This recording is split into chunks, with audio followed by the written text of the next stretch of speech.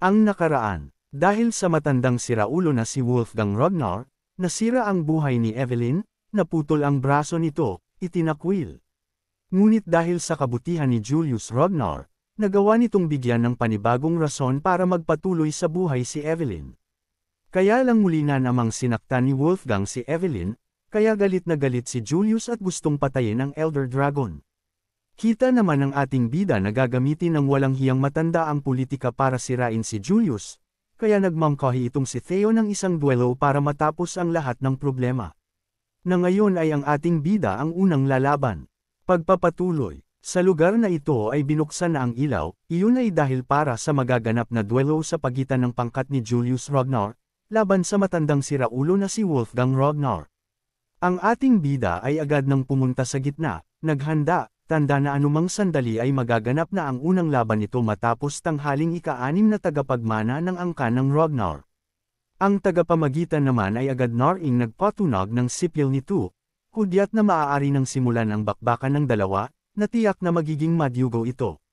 Sa kabilang panig naman ay nakahanda na rin makakatunggali ng ating bida, tauhan ni Wolfgang, at binigyan niya ng utos na tapusin si Theo Ragnar. At ayun na nga, napakabilis. Agad nang kumilos ang ating bida, walang sinasayang na sandali, nagmamadali, na para bang gusto na nitong tapusin kaagad ang kanyang kalaban. Hindi pa tuluyang natapos ang hudyat ng tagapamagitan pero mabilis nang nakasugod ang ating bida. Ganon rin ang kalaban nito, parehas sila nang iniisip ni Theo na tapusin kaagad ang kalaban, kaya nagmamadali rin itong sumugod sa ating bida, pero may balak na patayin si Theo. At ayun na nga, agad nagtama ang sandata ng dalawang mandirigmang ito, napakalakas, agad ring nagbigay ito ng liwanag ng nagbangga ang espada, tandaan na hindi basta-basta ang salpukan na ito. Hindi talaga basta-basta ang kalaban ni Theo, dahil sa pinakawalan nitong lakas ay agad talagang sumabog ang harapan nito kung saan naruroon noong una si Theo, kaya lang alam ito ng ating bida, kaya mabilis ito nakaiwas. Nakagawa kaagad ng distansya para hindi ito mapuruhan sa ginawa ng kanyang kalaban. Dahil sa pangyayaring iyon, agad nagkaroon ng pansamantalang pagtigil sa salpukan ng dalawa, nagkaroon rin ng distansya, nagsusukatin ng lakas, nag-aantayan kung sino ang susunod na aatake. At ayun na nga, napakabilis, tila ba'y mga asasin ngayon ang naglalaban, dahil sa isang iglap ay naglaho ang dalawang mandirigma sa lugar na ito, hindi masundan ng mga mahihinang nilalang ang kanilang galawan, parang labanan lang sa Dragon Ball ang nagaganap ngayon. Wala na talagang makita ngayon sa tagpong ito, tanging mga batong nagtatalsikan, dala ng mga lupa na tinatamaan ng kanilang mga sandata ang nakikita ngayon. Sa tindi ng bakbakan ng dalawa, tanging mga liwanag na lamang na ginagawa ng kanilang mga espada ang naiiwan sa mga lugar na kanilang dinaraanan, tanda na sa mga ito ay nagbanggaan ang kanilang mga espada. Wasak-wasak ang mga pader, bato, mga lupa na dinaraanan nila, tanda na talagang napakabigat ng mga pinapakawalan ng dalawang mandirigma ngayon sa tagpong ito. At ayun, nahabol na ng cameraman ang dalawang ito, kita na ngayon sa ating harapan ang bakbakan ng dalawa, umatake ng napakalakas ang kalaban ni Theo, na mabilis rin pinitikan ng ating bida, para sanggain ang pag-atake ng kalaban. Ang isang ito ay namamangha at kinakabahan sa mga sandaling ito, sabi nito, ibang klase, hindi ko man lang nagagawang mapa-address siya kahit ako na ang kanyang kalaban, sabi nito na talagang tumagaktak ang pawis sa kanyang mukha. Nakatingin pa ito ng husto sa ating bida, na nakikita niya ngayon na walang takot, walang bahid na aalinlangan ngayon sa mukha ni Theo, sabi niya, kahit na kami ay nagpapalitan lamang ng mga pag-atake, ang hirap parang paniwalaan ito, ganito pala talaga kalakas ang isang tagapagmana, sabi ng kalaban patungkol sa abilidad ng ating bida. Dahil doon, kinakailangan ng gumamit ng mga malupitang galawan ang kalaban para lang makalamang ito sa ating bida, dahil kung hindi madadaanan sa pasindakan si Theo, kailangan ng daanan ito sa dayaan. Dahil sa batong sinipa ng kalaban papunta sa ating bida, agad napakover si Theo sa kanyang mukha, gamit ang kanyang kamay, dahilan para matakpan ngayon ang kanyang mga mata, at hindi makita ang susunod na gagawin ng kalaban. Ayun na nga, ang tusong nilalang na ito, agad na lumitaw sa harapan ng ating bida.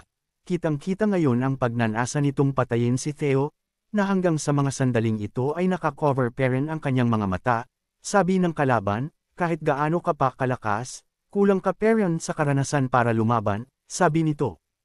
Heto na ang espada ng kalaban ni Theo, napakabilis, isang matalim na espada na anumang madaanan nito ay tiyak talagang mehihiwa. At malapit na ngayon sa leeg ng ating bida, na kaunti na lang ay lilipad na ang kanyang ulo palayo. Sabi ng kalaban, bilang ikaw ay tagapagmana, at sa iyong dignidad, bibigyan kita ng kamatayan na hindi mo mararamdaman ng matagal ang sakit, sabi nito, gapulgada na lang ang pagitan ng sandata nito sa leeg ni Theo. Kaya lang, biglang lumiyad itong ating bida, dahilan para hindi matamaan ang kanyang leeg, na makikita rin ang isang napakagandang ngiti nito, isang reaksyon na sinasabi nito sa kanyang kalaban, alam ko ang ginagawa mo. Walang hiya, paano nangyari iyon, sinadya ba niya na magbigay ng opening para atakihin ko siya, at magawa niya ito, pagkabigla ng isang hangal na ito, na ang ating bida, ay nasa ibaba na nitong bahagi, na siya naman ngayon ang may pagkakataon para mabigyan ng kaysa itong makong na ito. Kaya lang sa isang hindi malamang sandali, ang ating bida ay biglang huminto sa pag-atake, hindi tinuloy ang binabalak nito, dahilan para magulat at magtaka rin ang kalaban nito. Dahil doon, nagkaroon ng pagkakataon ang kalaban nito, nagmamadali silang umatras palayo sa ating bida, na si Theo ay nasa parehas pa ring postura ng pag-atake, na para bang huminto ang oras ni Theo sa mga sandaling ito. Anong nangyari, bakit hindi siya umatake, kung hindi siya huminto tiyak patay na ako sa mga sandaling ito, pagtataka nito na talagang gulong-gulo siya sa mga nangyayari ngayon. Bakit siya huminto, patuloy na tanong ng kalaban, na ang ating bida ay kitang-kita ngayon ang kanyang aura na kumikawala sa kanyang katawan ngayon, na nakagawak naman ang kanyang kaliwang kamay sa mukha ni Theo, na para bang pinipigilan niya ang kanyang sarili sa pagwawala. Ayun na nga, muli na namang narinig ng ating bida ang boses na gumugulo sa kanya, na ang sabi, patayin mo sila, sabi ng boses na mula ito sa Mad Dragon, na pilit na pinipigilan ni Theo na makontrol siya nito. Nagpatuloy pa ang boses, ang mga taong minaliit ka, mga nang iwan sa atin, patayin silang lahat, sabi ng tinig kay Theo, na sa mga sandaling ito ang kanyang mga mata ay naging tulad na sa isang dragon, na para bang tuluyan ng nakontrol ang ating bida. Patayin sila, patayin, ubusin mo sila, paulit-ulit na salitang sumisigaw sa ulo ng ating bida, na hirap na ito ngayon na kontrolin pa ang matinding pagnanasang pumatay. Dahil sa boses na naririnig ng ating bida sa mga sandaling ito, nagkaroon ng pagkakataon ng kalaban na makapag-isip ng plano kung paano ipapanalo ang labang ito. Anong nangyari sa kanya, punong-puno siya ngayon ng opening para patayin, gagamitin pa rin ba niya ang parehas na teknik para maisahan ako? May hangganan ang pangmamaliit ko sa kaninuman, sabi nito, na naiinis, dahil pakiramdam niya ay pinaglalaruan siya ng ating bida. Sa tingin mo ba ay makakaisa ka uli sa parehas na paraan na gagawin mo? Sabi nito na dali-dali ngayong kumilos pasugod sa ating bida. At ayun na nga, mabilis na kalapit itong kalaban sa ating bida, at mabilis ring iwinasiwas ang kanyang espada ng buong lakas, na talagang may intensyon itong patayin si Theo. Sabi niya, gagamitin ko ang pag-counter mo para mako-counter ka at tapusin na ang iyong buhay, na si Theo ay hindi pa rin nagalaw sa mga sandaling ito. Kaya lang imbis na tumama ang kanyang espada sa ulo ng ating bida, isang espada ang hamarang ngayon sa pag-atake ng kalaban, na agad na namang nagtalsikan ang mga talansak ng apoy mula sa pagbanggaan ng mga bakal na ito. Biglang nanlaki ang mga mata ng isang ito, na para bang nakakita ito ngayon ng halimaw sa kanyang pagkabigla, hindi makapaniwala sa kanyang nasa saksihan ngayon.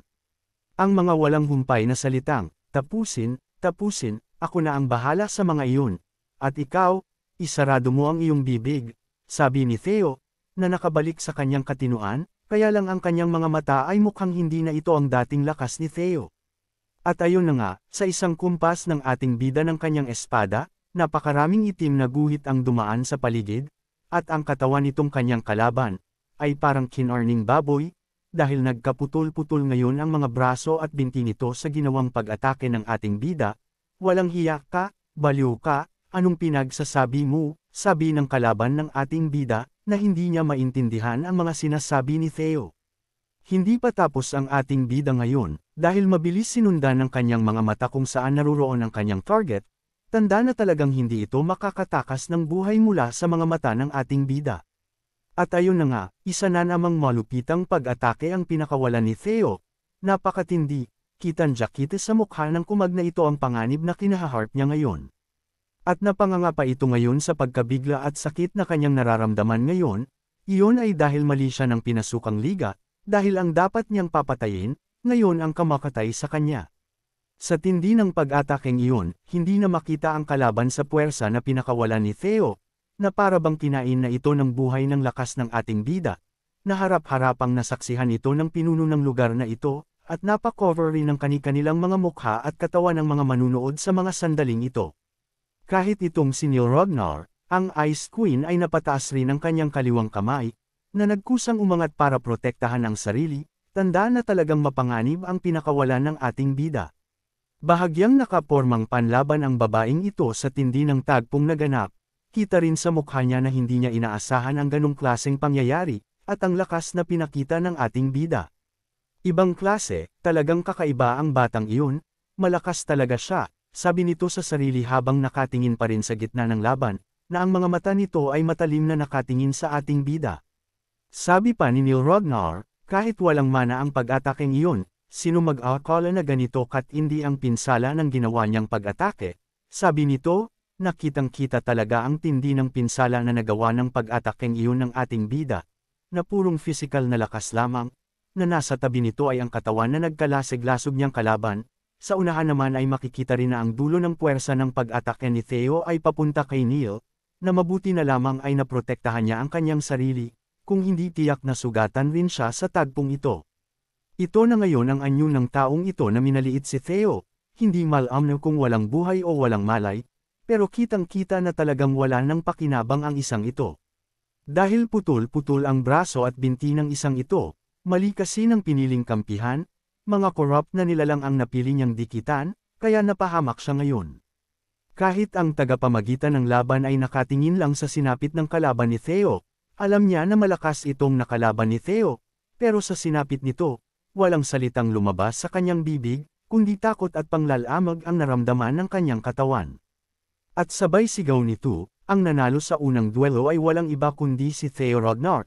Sigaw nito na may butil ng pawis ang agad na tumulo sa kanyang mukha, na natatakot pa ito kay Theo habang inaanunsyo ang nanalo. Habang sinisigaw ang pangalan ng ating bida, ang isip nito, ang kanyang mga mata, ang kanyang pakiramdam ay hindi pa humuhupa sa naganap na laban, na para bang anumang oras ay magwawala ang isang ito. Kahit na ganun ang anyo ng ating bida, nakakapag-isip pa rin ito ng matino ngayon. Sabi niya, anong pakiramdam iyong naramdaman ko kanina? Kakaiba? Ibang-iba sa mga galit at puot na naramdaman ko na noon, iba rin sa mga gumugulo sa akin, isang kakaibang pakiramdam na para bang may umaakay sa akin, sabi nito. Sabi pa ng ating bida, nang subukan raw niyang ipaubaya ang kanyang katawan sa pakiramdam na kanyang naramdaman, nagawa niyang magpalabas ng isang kakaibang lakas na mas malakas kaysa sa mga nauna niyang naabot na lakas. Dahil doon, biglang nangiti itong si Theo, pinawisan rin ng malamig.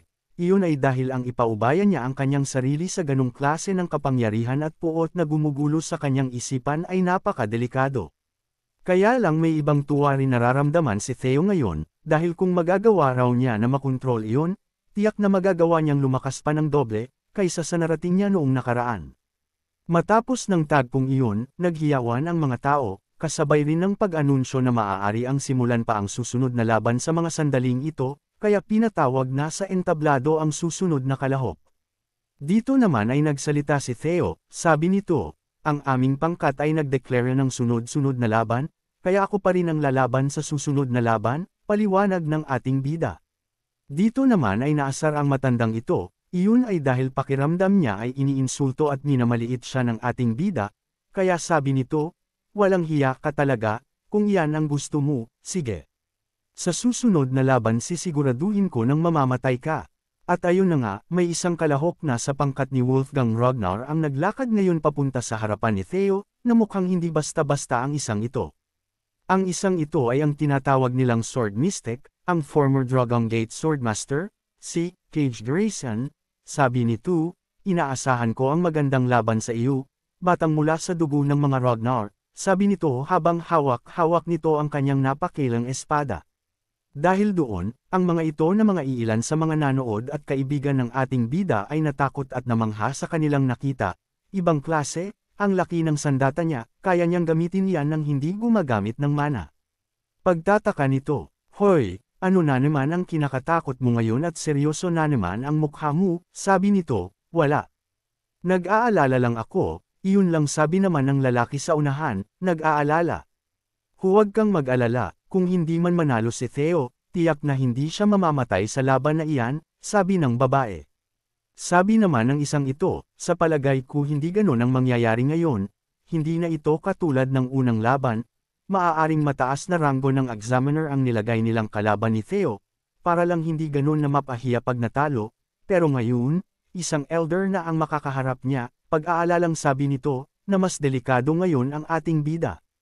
Paliwanag pa ng kaibigan ng ating bida, isa lang raw ang ibig sabihin kung bakit ito na ang nilagay nila para makalaban ng ating bida, iyon ay dahil talagang sigurado na raw sa pagkakataong ito na patayin si Theo. Sapat na ang distansya ng dalawang mandirigma sa mga sandaling ito, sa gitna rin ay nakahanda na punong tagapamagitan sa laban. Dahan-dahan na rin itong inilalapit ang whistle sa kanyang bibig para patunugan ito, bilang pagsisimula ng laban ng dalawang kalahok sa duelo. Kaya lang, bago tuluyang magsimula ang laban, biglang nagtaas ng kamay itong ating bida, sa hindi malamang dahilan kung anong binabalak nito ngayon. Sabi nito, "Sumusuko na ako." Sambit ni Theo, na hindi pa nagsisimula ang laban ay sumuko na siya, nakita sa mukha nito na pinaglalaroan lang niya ang mga kalaban at mga tao sa paligid, na hindi maintindihan kung anong binabalak ni Theo. Dahil doon, nabaliw ang isang ito, "Ano?" Sambit nito na napanganga na lamang, iyon ay dahil hindi na niya magagawa pa ang kanyang misyon, napatayin ang ating bida, iyon ay dahil sumuko na si Theo. Sabi ni Theo, "Paano naman ang isang tulad ko na mid-rank examiner lalabanan ang isang elder na katulad mo? Kahit hindi tayo maglaban, halata naman ang mananalo ay ikaw, kahit ang isang sanggol kayang-kayang sabihin kung sino ang mananalo sa atin," sabi nito nang nakangiti pa. Dahil doon, naibaba bigla ng elder na ito ang kanyang napakalaking sandata, halatang dismayado, dahil hindi man lang niya nagawa ang kanyang misyon sa mga sandaling ito. Kaya't nag-announce na ang tagapamagitan ng nanalo sa ikalawang laban, at iyon ay si Paige Grayson, bagay na hindi inaasahan ng lahat na ganito magtatapos ang laban. Agad na intindihan ng mga tao sa paligid ang ginawa ni Theo, iyon ay dahil ang score ay parehas ng 1-1, nangangahulugan ito ng ikatlong laban, kaya isang malaking dagok ito sa council at sa elder na si Wolfgang, napahanga ang mga ito sa ginawang estratehiya ng ating bida, para mailagay sa entablado ng laban ang matandang hukluban. Dahil doon, galit na galit ang isang ito sa nangyari, dahil ang plano niya na talunin si Julius Ragnar na hindi aabot ng third round ang laban ay nasirang lahat dahil sa ginawa ni Theo. Alam na rin ng mga manunood kung sino ang mananalo, dahil imposible para sa matandang ito ang manalo, lalo pat may pinsala ang braso nito sa ginawa ni Julius. Kitang-kita ni Evelyn kung anong itsura ng kanyang ama ngayon, sabi niya, "Ngayon ko lang siyang nakitang nanginginig sa takot," sabi nito, dahil ang tatay na kilala niya ay matapang, brutal, at napakasama, pero ngayon ay takot na takot para sa kanyang buhay. Ganun pa man, makikita pa rin ang lungkot at pag-aalala ni Evelyn para sa kanyang ama, kahit masama na ang pakikitungo sa kanya, hindi pa rin nawawala ang puso nito bilang anak sa kanyang magulang. Sa kampo ni Julius Ragnar, sabi ni Evelyn, "Patawad po young master, ang lahat ng ito ay dahil sa akin." Sabi naman ni Theo, "Huwag kang mag-sorry, natural lang sa magkapamilya ang magtulungan sa isa't isa." Sabi ni Theo, na pamilya ang turing kay Evelyn.